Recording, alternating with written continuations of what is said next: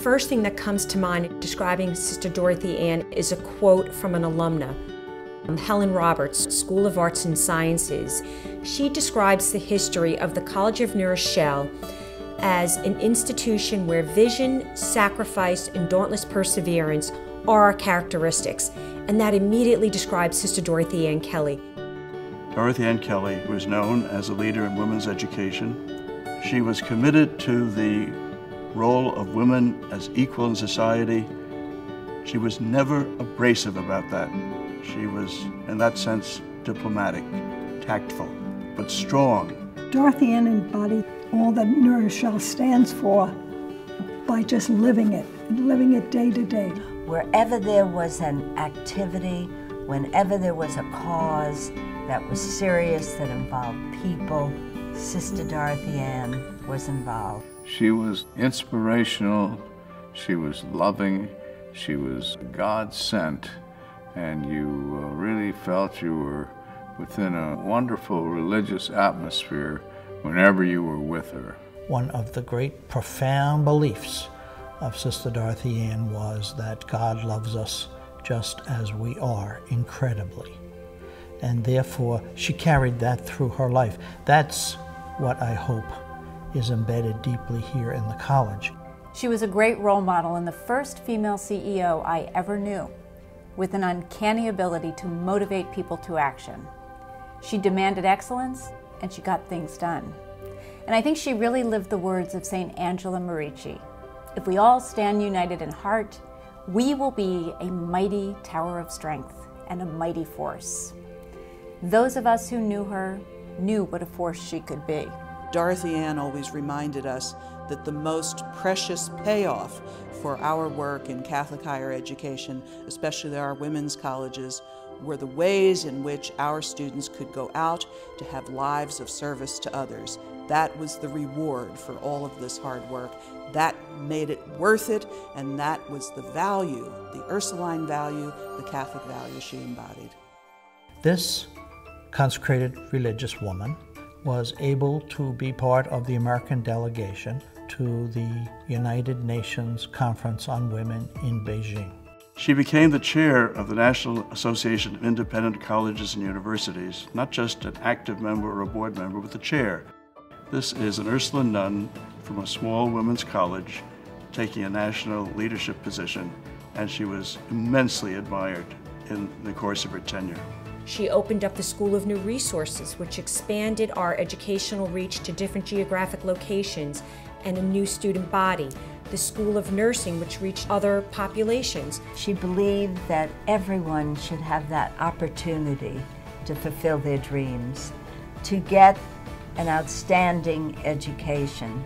And she worked very hard on student loan issues, on Pell Grant issues, because many youngsters who went to the College of New Rochelle got there as first-generation families going to college. Sister Dorothy Ann was very important to the beginning of the Interreligious Council because she endorsed it, but in what was her style, she not only endorsed it, but she attended meetings concerning developing it, and she was, in a sense, a very important leader of the effort.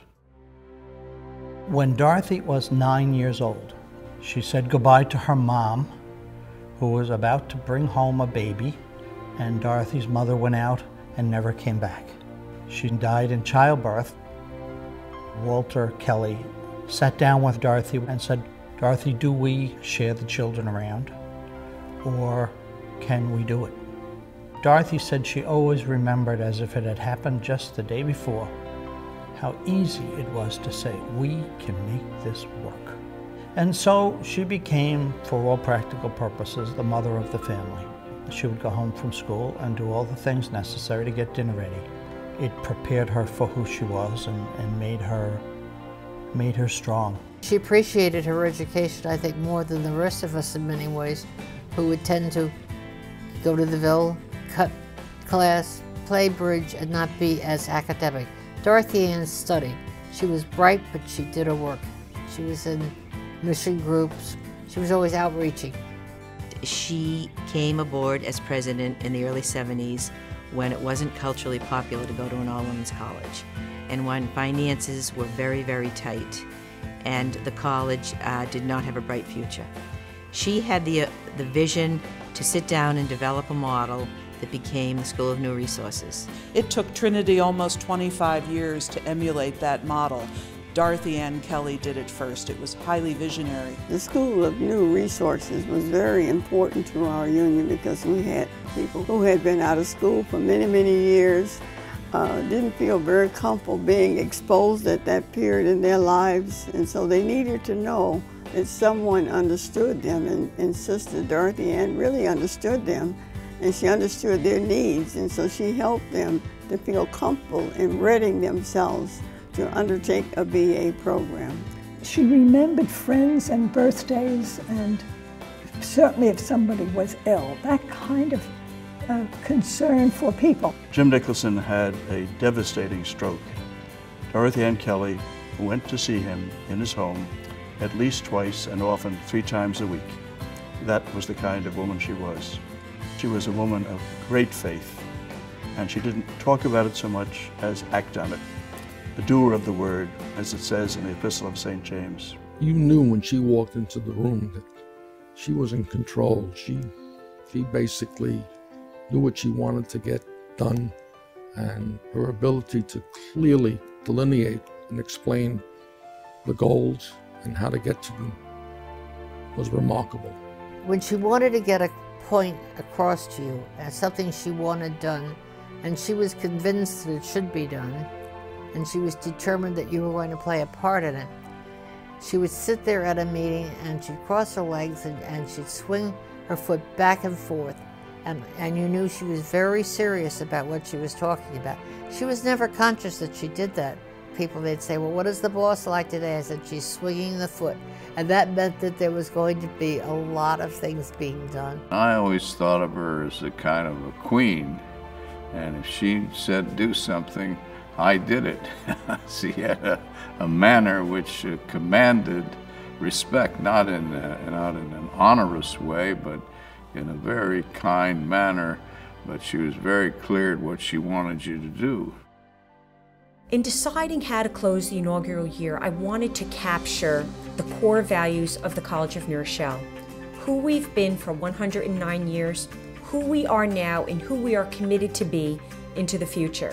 Our Catholic identity, our commitment to the Ursuline tradition and charisms, our commitment to women's education to be independent, powerful leaders, our commitment to the liberal arts education, and our commitment to access and diversity. And immediately came to mind was celebrating the legacy of Sister Dorothy Ann Kelly. It came very naturally. This is the appropriate time to reflect on the fact that we remain the beneficiaries of all that she did for CNR and to celebrate her. For Sister Dorothy Ann Kelly, education had to be about ideas greater than ourselves, had to be about the idea of the moral value of becoming educated to be of service to the rest of the world. In that, she lived the Ursuline charism every single day. She, in fact, embodied the gospel values of social justice and working to improve dignity for all human beings. I think of a college or a university as a home for wisdom, and Dorothy Ann Kelly was wise. She was witty in her quiet Irish way. She was faithful as a friend, as a leader. She created an enduring legacy in the many students who discovered our gifts and talents thanks to her faith in us. She was really quite something. To see the world through the eyes of women. That's who Dorothy Ann Kelly was. That's what she was committed to in education, in public policy formulation, in her relationships, and that was the College of New Rochelle, and that was in her soul. Our alma mater has a line that says, "All hail New Rochelle for the gifts that will bless us, now and forever." Sister Dorothy Ann was a gift that will bless New Rochelle forever.